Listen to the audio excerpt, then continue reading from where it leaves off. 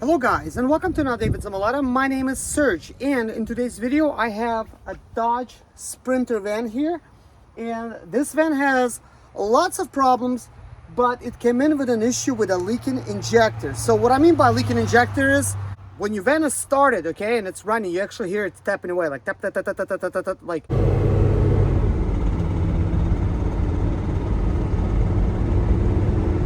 What's really happening there is, in this situation, because it could be other situations as well, is that the injector is not properly sealing with the cylinder head, and it's basically jumping up and down, creating all sorts of issues.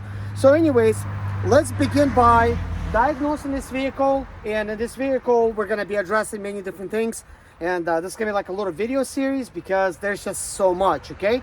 But our primary focus in this video is to start up this van right now and also get it diagnosed to see actually what's the check engine light showing, okay? Let's do this. In this video, we've delved into diagnosing and addressing various issues in a 2005 Mercedes Sprinter, including an array of diagnostic trouble codes. We focused on the glow plug system and electronic selector lever module, providing guidance on what these codes mean and how to tackle these problems step by step. If you found this information helpful, please take a moment to like this video and subscribe to my Zimaleta Motors Automotive DIY channel. By subscribing, you'll stay updated on our latest automotive repair and maintenance content. Thank you for watching, and we hope you enjoy the video. Let's begin by opening the hood. So first, before I start up the engine, let's take a look at this situation here. As you can see, there's a rag here, okay, like a blue mechanics rag, and that's because this injector is leaking so much, and the owner of this Sprinter van could not rectify this issue. He says he tried for 3 months and nothing. But as you could clearly see, there's just a lot that's going on. First of all, look at this wiring job. Like, it's terrible. Somebody installed a connector here, and look how they did it. Well, first of all, they crimped it. They did not even solder the connections. And second of all, where's you know, the heat shrink here? It's completely missing. I actually have a better way of fixing this. It comes with a heat shrink and with a solder inside, and you twist the wires together, insert that in, and then fix it. But he said that the previous owner has paid, oh my gosh, has paid $500 for this, okay? Now, before we start up the van, let me just show you kind of like what this looks like over here. Look at this puddle over here. This is diesel mixed with water. Yep, diesel. Somehow it's even sprayed here. I mean, this situation is not that good, and this whole thing is wet with diesel, and this engine is wet with diesel. So let me give you a closer look now. All right, so I could clearly see there used to be some black dot over there, some blackness, but I could already see like it almost looks to me like this is not even tight. Like there's a gap over here, like a huge gap. So this line here, it looks like it's tight, right? But it's not sealing properly as well. So let's see what's going to be happening once I start it.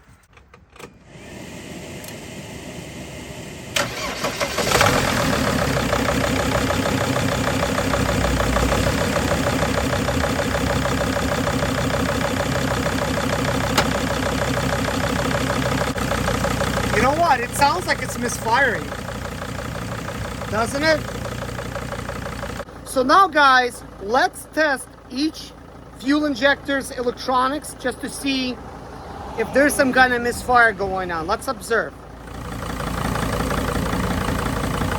Injector number 1 removed. I could tell it's working worse.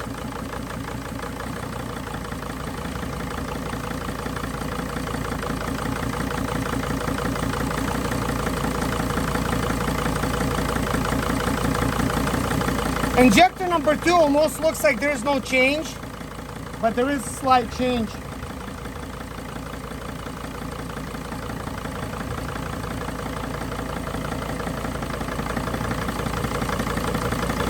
So it's working worse on 3.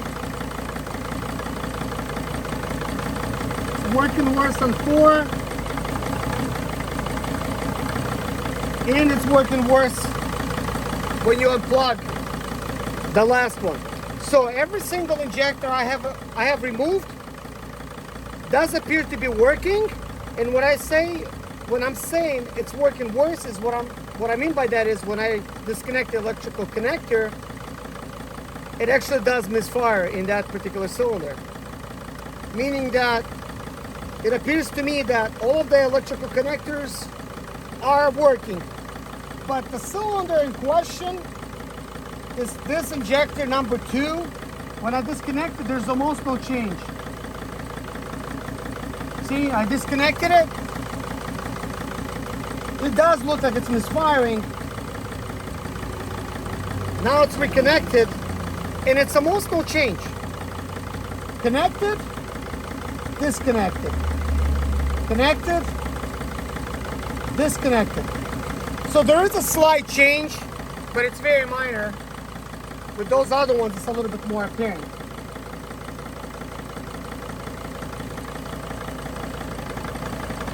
Yeah, like look, that's misfiring a lot worse than cylinder number 3. So let's take a look at cylinder number 1. It's disconnected, now connected. All right, let's plug it into the computer. For this test, I'm going to be using my diagnostics tool, which is X431 Pro 3S Plus, version 7. Let's plug it in.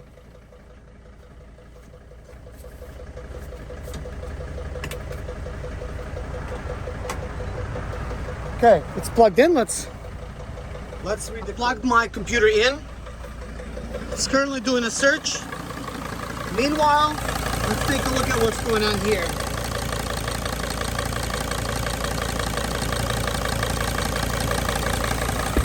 So at this point, you're not hearing any tapping or anything, and that's because we have not drove it. It's just been sort of like parked, and this is the only thing that has happened. But believe me, it's gonna come back if I do take it on a test drive.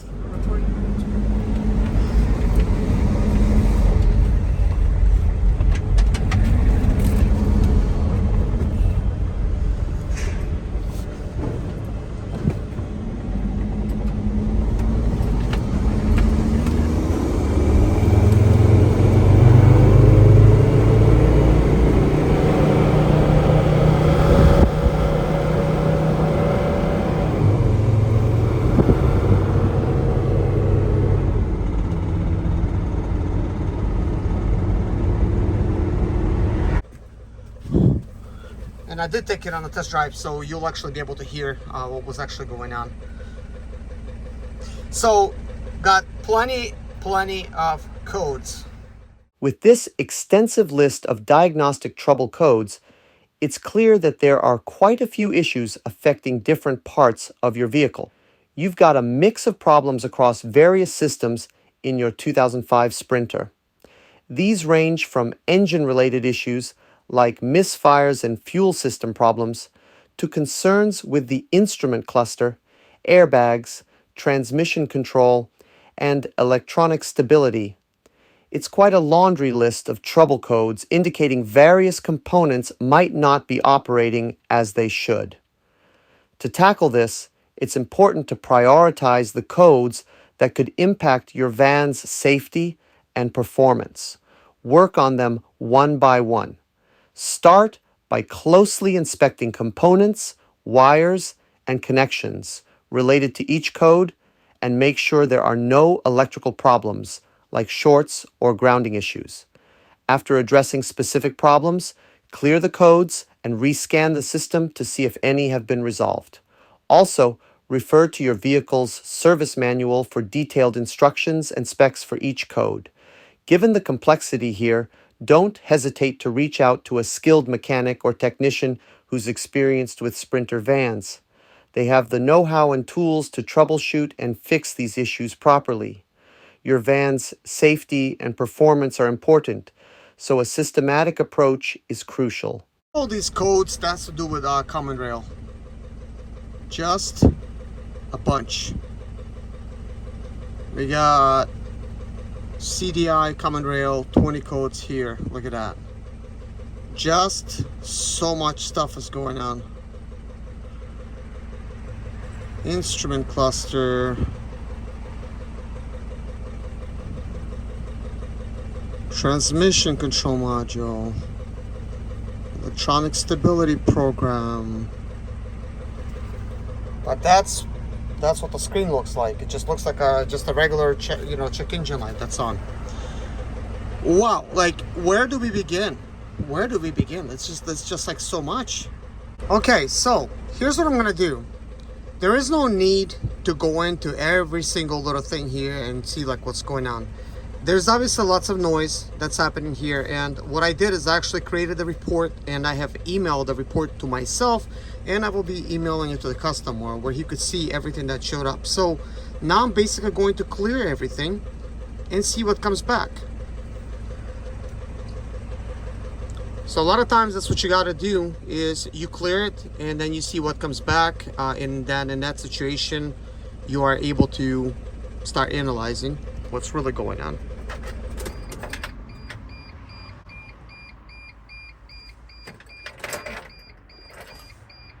So I just got ignition switched on, so we're not going to start it. So now basically let's start doing the diagnostics. In process, clear fault memory completed.